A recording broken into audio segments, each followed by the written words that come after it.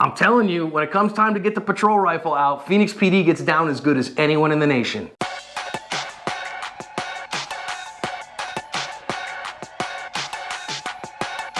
Hi friends, welcome to today's bonus badge cam lesson here at Active Self-Protection. I am your host, John Correa. And I am your co-host, Mike Williver. Today's video comes to us from Phoenix, Arizona. Wilderness Tactical has been around for longer than the gun you're carrying has been, and they have been making high-quality products for concealed carriers for literally decades. I wear their low pro belt every year. The webbing is the best in the industry, and I won't wear anything else. If you're looking for a good CCW belt, check them out. Officers are on scene here because they have received multiple 911 calls about a man who is known to have really significant mental health issues, but also has a number of firearms and has left the house. His mom called 911 because he left the house with a number of firearms and they heard him shoot one of those firearms as he was walking outside the house. And they called that into 911. Now, right after that, his dad went to go try to find him and get him to get in the car with him and was following him down this road, which is very near to the house that I lived in for 17 years. And officers found Dad's car, found him. This officer has a pepper ball gun on him. Let's listen in to what happens from there. Get on the ground now! Get on the fucking ground! Get on the ground! Get out of the way! Get out of the way! Get on the ground now!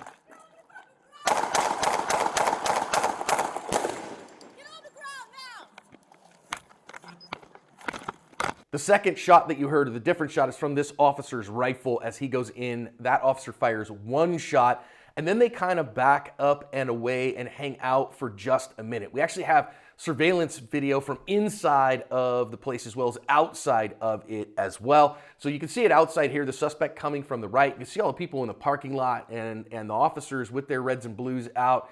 Now you can see here, as the officers come in, he kind of flipped them off, and then the shots broke out and people start running like crazy. We have multiple angles from the inside too. Got to see the guy coming in here. First guy runs off because he sees what's coming.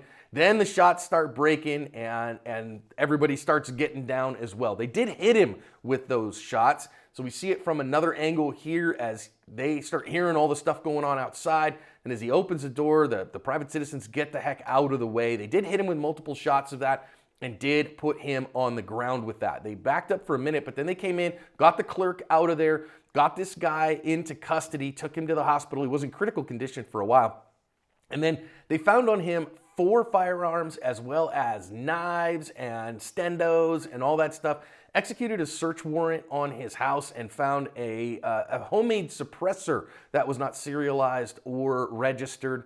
And so they're ended up charging him with weapons violations on this one. Those are personally manufactured firearms. Those aren't a problem in Arizona, but the suppressor is, and so he's facing charges for that. To all of our sworn and non-sworn viewers, if you want to get better with your carbine skills, we actually have a whole set of videos on Active Self-Protection Extra to help you build those skills so that if you do have to use your defensive carbine, you're good with it. Go check those out, please. They're free. I want to start this one talking about the officer showing up with the pepper ball gun, because I think that it really kind of tells me what his mindset is here. When this guy is on this road where he is right now, and I've been by this road hundreds of times, Mike. It's on my way to places. And right here is just a block wall with nobody around. And if the guy is not, an immediate threat to anybody else, the officer's got that pepper ball gun in order to try to gain compliance from him without having to shoot him. And it can be a very effective tool in its right use case, Mike. Yeah, skipping some pepper balls off of that wall next to his head, for example, could be very effective potentially. I'm hoping and praying he has lethal cover here. I'm not sure, but I would want for an officer approaching somebody with multiple guns who's already fired around to make sure either he has lethal cover or he is the lethal cover, one way or the other. But the pepper balls can be very effective, but they're not, just like anything else, they're not a magic wand. Some people are more or less susceptible to the effects of oleoresin resin capsicum. So with that said, I think you're right, John. This does demonstrate his desire to bring this to a peaceful conclusion. And listen, when we make these decisions, we make them moment by moment. And so, of course, officers have to qualify with a less lethal tool in order to use it.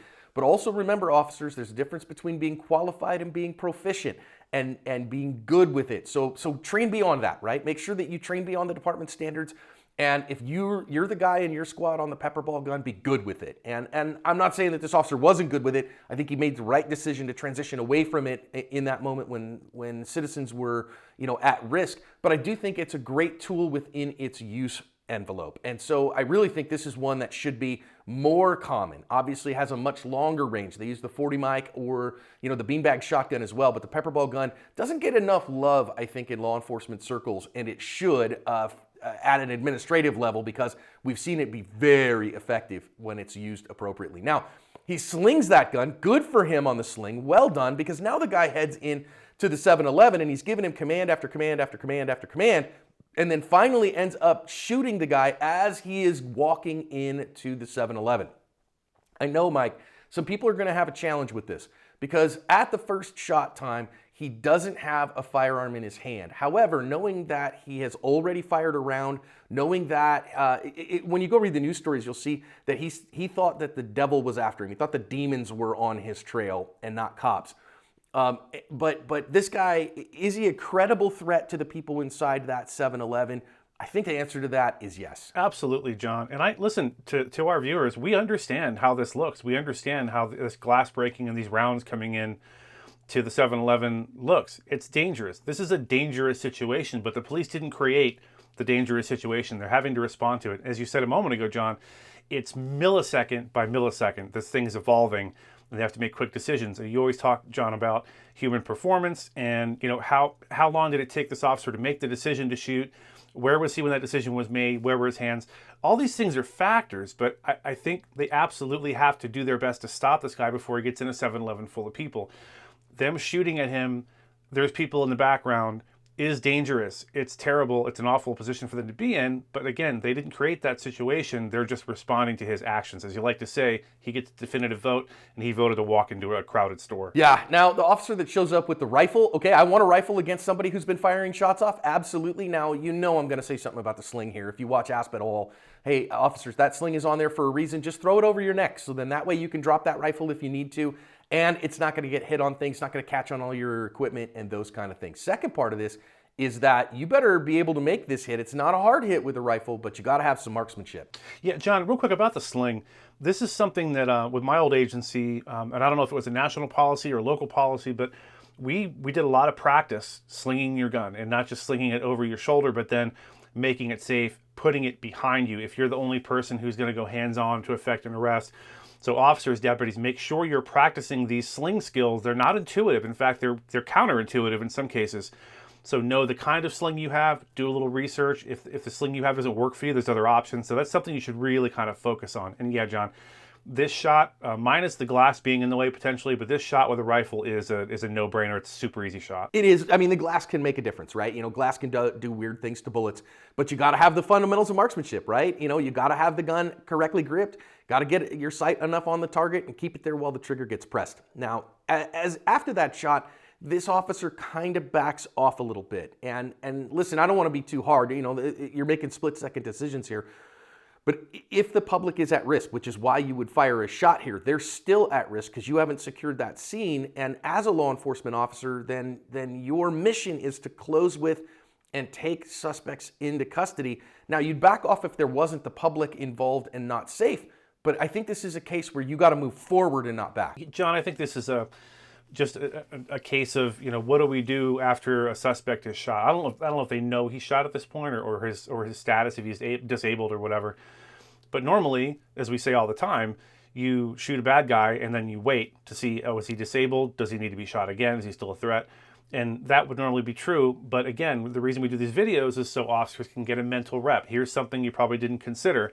This guy needs to be moved in on. This is potentially an active shooter. That's why you shot him. So as John said, now isn't time to back off, although I understand that's sort of an instinct to do is, okay, we shot him, let's wait. But in this case, it was time to move in and get in there and check and see what this guy's doing, make sure he's not hurting anybody. Yeah. Now here in this case, I know some people are going to think about this as like contempt of cop, right? Like, he flipped him off and that's why he shot him. I really think that's probably not the case. It does tell me that he is hearing the commands, though. And so we have a guy who has fired a shot into the community already. We know that he's had multiple problems with being a threat to people and to himself. and now he's heading into that spot. So I don't really think this is contempt of cop at all, but it does tell me that he is coherent enough to hear the commands and is choosing to ignore them. Yeah, the flipping of the bird, cops get the bird flipped at them constantly. I certainly did. My mother's sexual proclivities were brought up on numerous occasions for whatever reason. Most cops, that doesn't bother them. Being flipped off doesn't bother them. I don't think that's why they shot.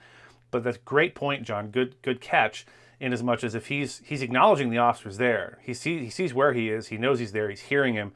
So he should be listening to the commands, and he's not. And now he's moving in towards this place with people in it, so they had to respond accordingly. Yeah, and into a place that they can't just like keep him away from these people, right? So now if I don't do something, I got hostages, I've got an enclosed place to kill. Now I know this is going to be where the bad juju comes from, that wait a minute, this guy here is unarmed when the first shots break, but look at what he's doing right here. He is reaching into the fanny pack that has one of his 4 guns. You saw a picture of it as we ended.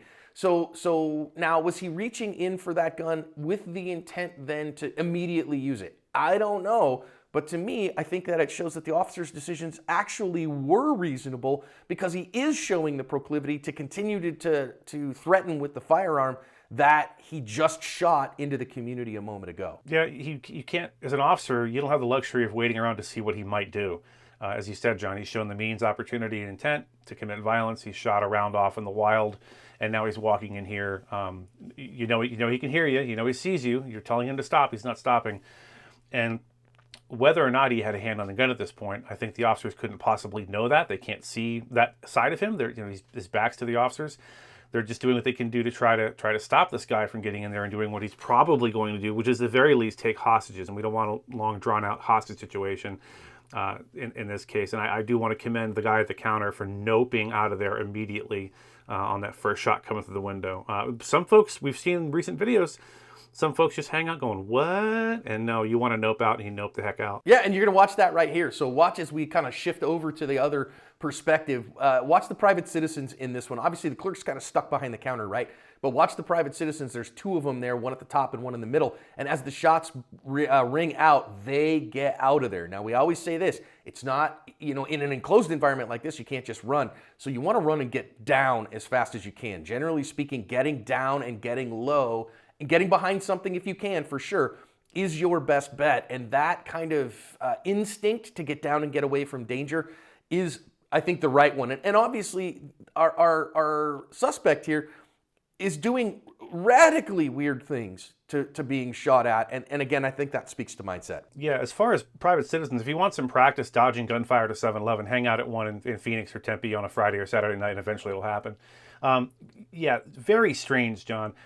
You see everyone else getting out of the way, jumping, running. I don't know if this guy wanted to die that day or what his mindset was, but very odd behavior to being shot at, just sort of casually, nonchalantly walking. And as we see here, at least one of those rounds had the effect of making him lie down and regret his life choices. Yeah, and I'm glad he lived. And we see here, those pictures of, again, he had a couple of privately manufactured firearms. I have no problems with privately manufactured firearms. In fact, I love them. I think they're fantastic. Yay for people who can do those things. And I even think that the NFA and the Hughes Amendment and the suppressor registry is garbage and should be abolished. Okay, so that's my position on those things. However, I'm glad that they got him into custody. I'm glad that they then rendered aid. I'm glad that they're now getting him the help. Now, that dude's going to go to prison for a while, and rightly so. But hopefully he gets the help that he needs after that. And I think these officers protected their community. I think they did what they had to do and covered their ass.